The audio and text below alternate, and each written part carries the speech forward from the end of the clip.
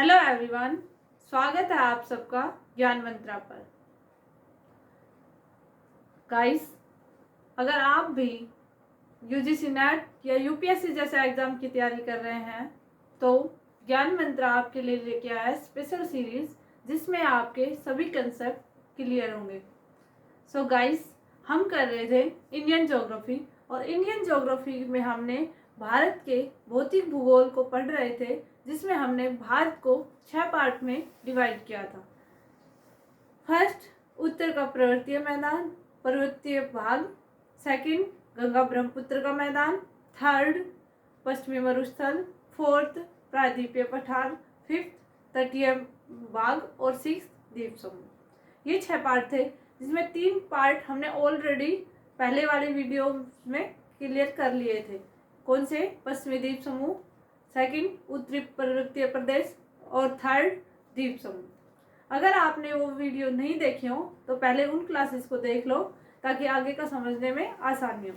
So guys, आज की class start करते हैं। आज हम पढ़ेंगे भारत के तटीय मैदान और प्रायद्वीपीय पठार।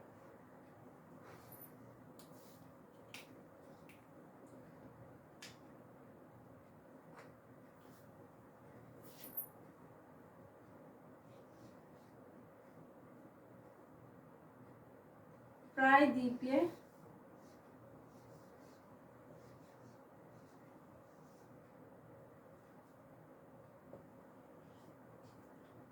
प्रायद्वीपीय पठार। प्रायद्वीपीय पठार। सबसे पहले हम ये जान लेते हैं द्वीप क्या होता है और प्रायद्वीप क्या होता है। इनकी डेफिनेशन देखो। द्वीप क्या होता है? द्वीप भूखंड का वो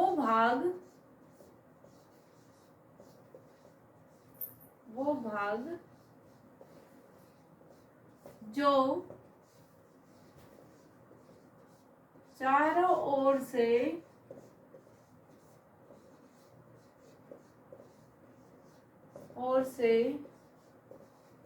पानी से घिरा हो,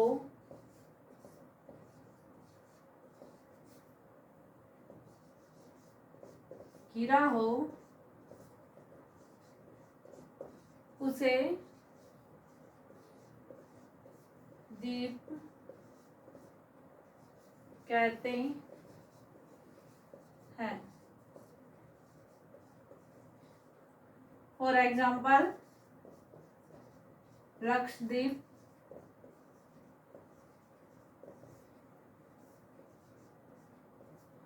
मिनिकॉय,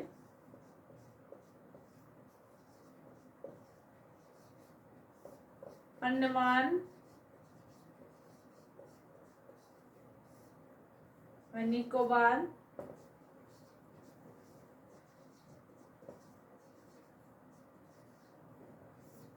दुनिया में बहुत सारे देश भी द्वीपीय हैं जैसे Maldives, Indonesia, Malaysia, Finland, Japan. ये देश भी द्वीपों पर बसे हुए देश हैं। सो गाइस, अब हम देख लेते हैं प्रायद्वीप क्या होता है।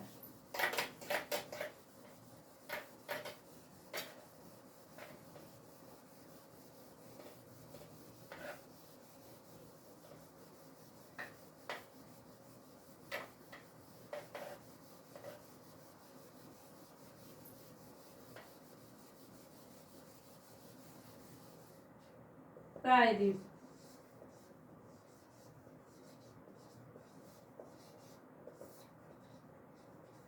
भूखंड का वो भाग जो तीन ओर से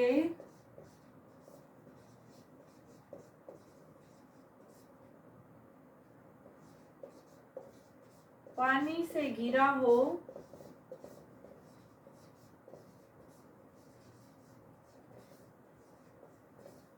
और एक भाग स्थल स्थलबद्ध हो, यानी कि स्थल से जुड़ा हुआ हो, उसे हम क्या कहेंगे? प्रायद्वीप। प्रायद्वीप, अब ये भारत का जो साउथ हिस्सा है, ये तीन ओर से तो पानी से घिरा हुआ है। इधर अरब सागर और इधर बंगाल की खाड़ी, इधर हिंद महासागर और ऊपर ये स्थल से जुड़ा हुआ है। इसलिए हमने इस भाग को प्रायद्वीपीय भारत कहा है।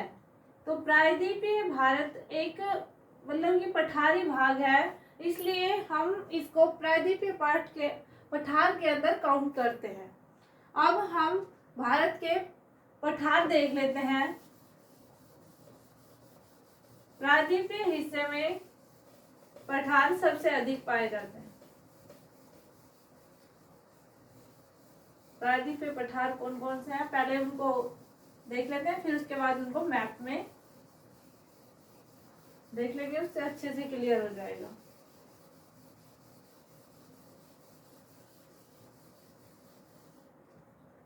प्रायद्वीपीय पठार,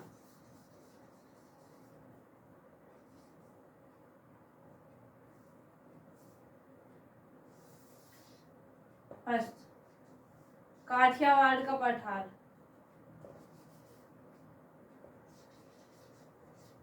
काठियावाड़, पता है काठियावाड़ कहाँ पे है? गुजरात में। काठियावाड़ का पठार। सेकंड है दक्कन का पठार। दक्कन का पठार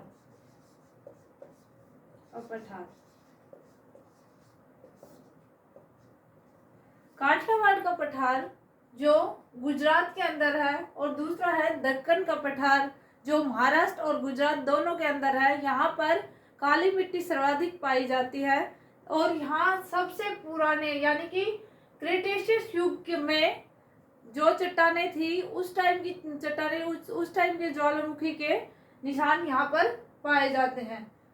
क्रेटेशियस युग, जुरासिक युग और ट्रायसिक युग।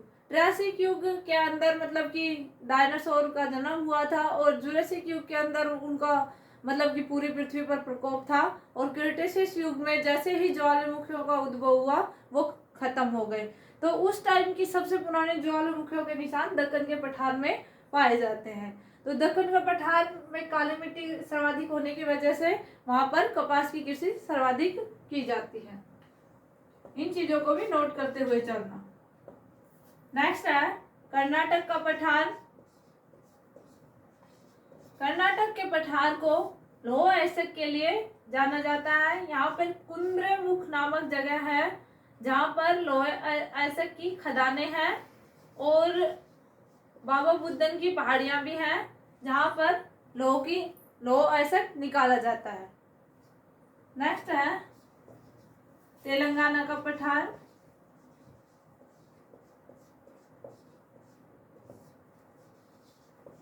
का पठार और उससे आगे है कोयम्बटूर का पठार। कोयम्बटूर तमिलनाडु के अंदर है, कोयम्बटूर का पठार।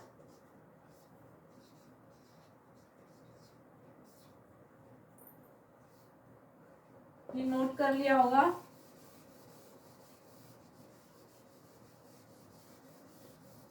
नेक्स्ट है मालवा का पठार। मालवा का पठार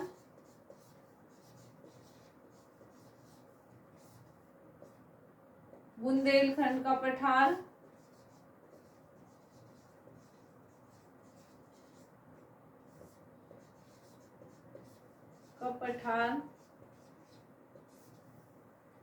मालवा का पठार राजस्थान और मध्य प्रदेश दोनों के अंदर अवस्थित है, और बुंदेलखंड का पठार यूपी के अंदर है। छोटा नागपुर का पठार जिसे पूरे भारत में खनिजों के से पूरी तरह समृद्ध माना जाता है। छोटा नागपुर का पठार जो झारखंड, उड़ीसा और पश्चिम बंगाल के अंदर अवस्थित है। छोटा नागपुर का पठार। छोटा नागपुर का पठार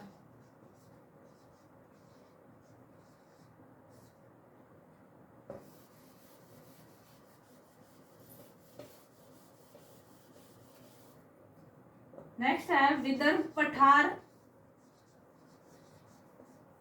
विदर्भ पठार जो छत्तीसगढ़ के अंदर है, और उससे आगे है दंडकारण्य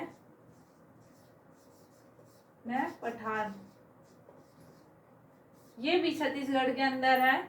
और एक और रह गया, वो है शिलोंग का पठार जो मेघालय के अंदर अवस्थित है। शिलोंग का पठार।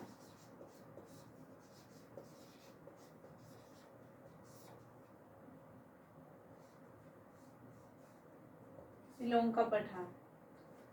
सो गाइस, ये थे इंडिया के पठार, और ये पठारी भागों के बारे में मैंने थोड़ा थोड़ा बताया है। और इसमें जो भी मतलब कि जो प्रायद्वीपीय भाग हो गया इंडिया का, उसके अंदर जो भी पर्वत पड़ते हैं या छोटी छोटी पहाड़ियां हैं, उनके बारे में हम कभी मतलब अलग से वीडियो बना लेंगे, जिसमें उनका सबको एक साथ डिस्कस कर लेंगे। अब हम बात कर लेते हैं तटीय भाग की।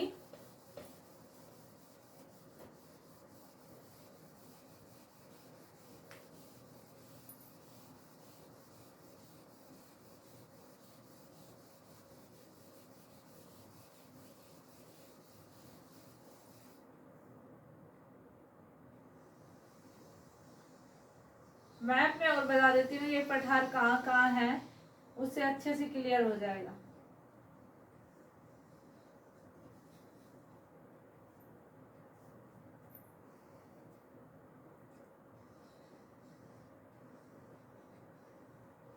ये है गुजरात, और यहाँ पर है काठियावाड़ का पठार।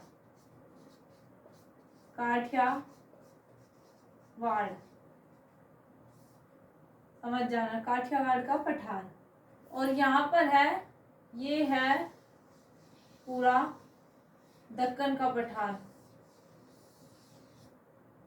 दक्कन का पठार। दक्कन का पठार। ये है कर्नाटक का पठार। कर्नाटक का पठार। ये है तेलंगाना का पठार।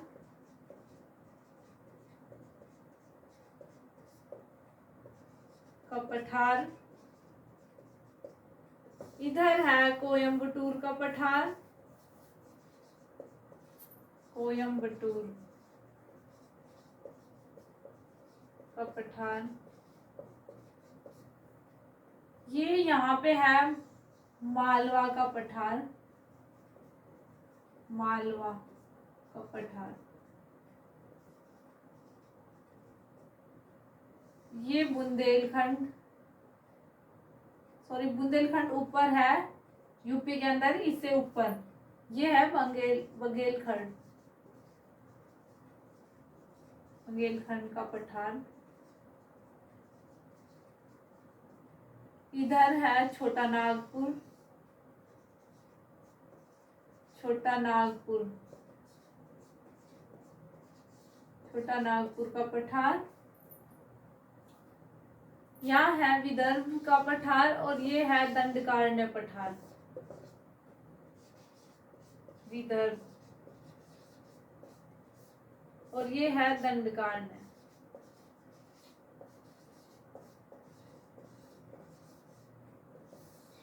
दंडकारण्य पठार। और यहाँ पर है मेघालय के अंदर शिलोंग का पठार।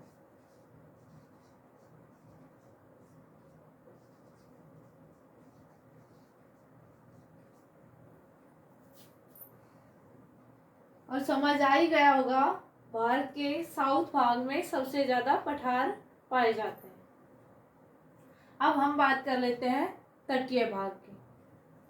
फिर उसके बाद हमारा भारत के भौतिक भूगोल का एक पार्ट रह जाएगा, गंगा ब्रह्मपुत्र का मैदान। उसको क्लियर करने के बाद हम कोई नेक्स्ट टॉपिक करेंगे।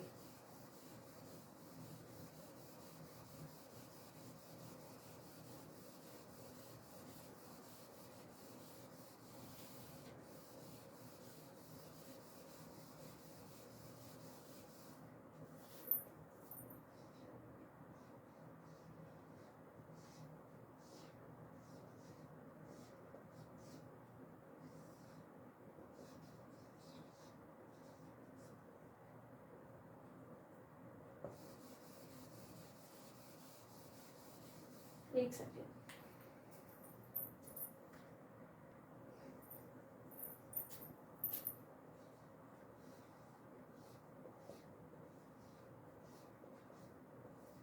भारत के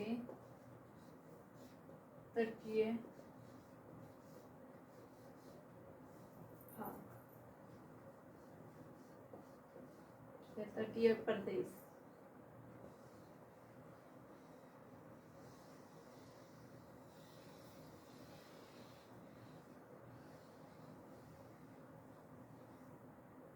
ये है भारत का जो वो हिस्सा जो समुद्र से लगता है, और ये हो गए तटीय तटीय भाग नहीं, तटीय मैदान। तटीय मैदान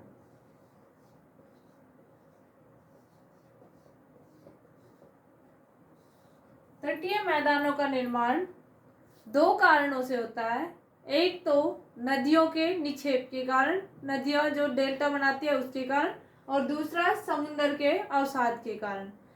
ये भारत का पूर्वी तट है, पूर्वी तट, और ये भारत का पश्चिमी तट है, पश्चिमी तट, पश्चिमी तट। भारत के पूर्वी तट और पश्चिमी तट में क्या डिफरेंस है कि भारत की सबसे ज्यादा नदियां जो हैं वो इधर डेल्टा बनाती हैं, और पश्चिम की ओर यानी कि अरब सागर में गिरने वाली नदियां एस्चुरी बनाती है। तो एस्चुरी बनाते समय वो डेल्टा का निर्माण नहीं करती। एस्चुरी और डेल्टा में क्या डिफरेंस है वो भी देखो। जब भी कोई नदी अपना अवसाद समुद्र में जमा करना शुरू करती है तो उससे इस टाइप की आकृति बन जाती है, इस टाइप की। जैसे मान लेते हैं ये गंगा नदी का डेल्टा है, गंगा नहीं सॉरी गोदावरी नदी का डेल्टा है। गोदावरी नदी इस टाइप से कई भागों में बढ़ जाएगी और ये समुद्र में इस टाइप की आकृति का निर्माण होगा। जबकि एस्चुरी क्या होती है, जिसमें नदी तट के हिस्से को कट करते हुए वो अपने साथ कोई अवसाद नहीं लेके आती है और तेजी से गिरती है, और ये तटीय भाग में कटाव और डाल देती है। ये होता है एस्चुरी और ये होता है डेल्टा। इसलिए भारत का पश्चिमी भाग अधिक कटा फटा है बकाए पूर्वी तट के। पूर्वी घाट के अगर कंपैरिजन बनाए तो पश्चिमी घाट अधिक कटा फटा है, क्योंकि अरब सागर में गिरने वाली नदियां एस्चुरी बनाती हैं और ये इधर बंगाल की खाड़ी में गिरने वाली नदियां डेल्टा बनाती हैं। तो ये काठियावाड़ से लेकर दीव, जो दमन दीव है, काठियावाड़ से दमन दीव के तटीय भाग को क्या कहेंगे, काठियावाड़ तट या गुजरात का तट। काठियावाड़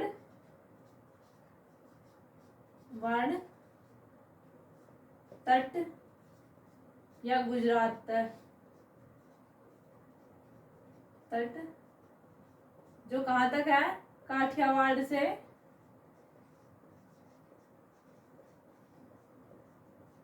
दीव तक। दमन और दीव है ना, वहां तक फर्स्ट, और सेकंड यहां से लेकर दीव से लेकर गोवा तक के भाग को क्या कहेंगे, कन्नड़ तट।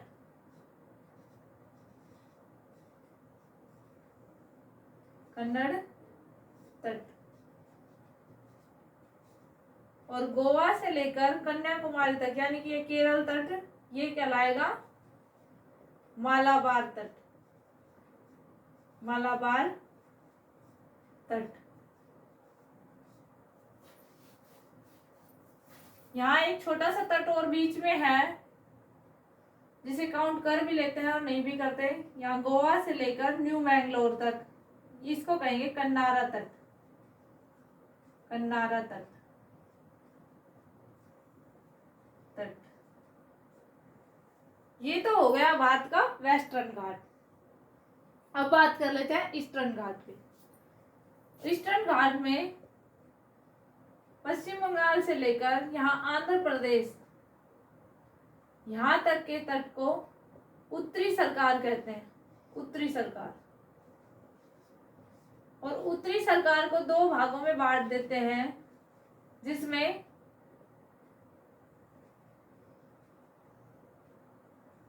पश्चिम बंगाल से लेकर यहाँ तक के जो आंध्र तक के तट को कहेंगे उत्कल तट, उत्कल तट। और यहाँ से लेकर यहाँ तक के तट को कहेंगे आंध्रा तट, आंध्रा तट। और टोटली इसको पूरे को बोलेंगे उत्तरी सरकार। और इससे लेके कन्याकुमारी तक के भाग को क्या कहेंगे, कोरोमंडल तट,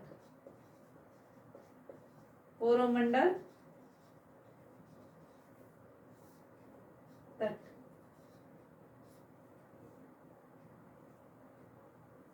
ईस्टर्न घाट, वेस्टर्न घाट, यहाँ पर काठियावाड़ से लेकर दीव तक के भाग को काठियावाड़ या गुजरात तक, काठियावाड़ से लेकर गोवा तक कन्नड़ तक, गोवा से न्यू मैंगलोर तक कन्नारा तट, और न्यू मैंगलोर से कन्याकुमारी तक मालाबार तट। इधर पश्चिम बंगाल से लेकर आंध्र प्रदेश तक उत्कल तट, और आंध्र प्रदेश नहीं उड़ीसा तक उत्कल तट, और उड़ीसा से आंध्रा तक आंध्रा तट, और आंध्रा से कन्याकुमारी तक कोरोमंडल तट। आशा करती हूँ गाइस इतना आपको समझ में आया होगा। कोई डाउट हो तो कमेंट सेक्शन में डाउट अपना लिख देना, और वीडियो को ज़्यादा से ज़्यादा शेयर करो, सब्सक्राइब करो। ज्ञान मंत्रा से जुड़ो, अपनी नॉलेज को इंक्रीज करो। Thank you.